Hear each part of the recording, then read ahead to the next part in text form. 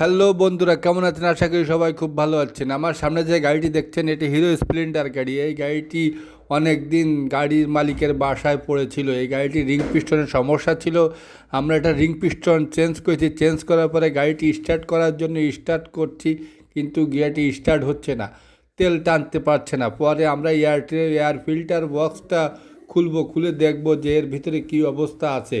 কিন্তু আমাদের খেয়াল রাখতে হবে যে এয়ার ফিল্টারের যে নাটগুলো আছে সেগুলো ঠিকমতো খুলতে হবে। অনেক সময় দেখা যায় যে এয়ার ফিল্টারের ভিতরে প্রচুর পরিমাণে ময়লা থাকে এবং দেখা গেল কি না ব্যাং ব্যাং সাপ এ সমস্ত এয়ার ফিল্টারের ভিতরে ঢুকে থাকতে পারে, কিন্তু এটার ভিতরেও সেরকম হয়তো কিছু থাকতে পারে। এই জন্য আমরা এটাকে খুব সাবধানে খুলবো। আমরা এটাকে নাটগুলো ঠিক সাবধানে সাবধানে খুলছি। আবার এর অনেক দিন বয়স থাকার কারণে এটি ঠিকমতো খুলতেও চাচ্ছে না।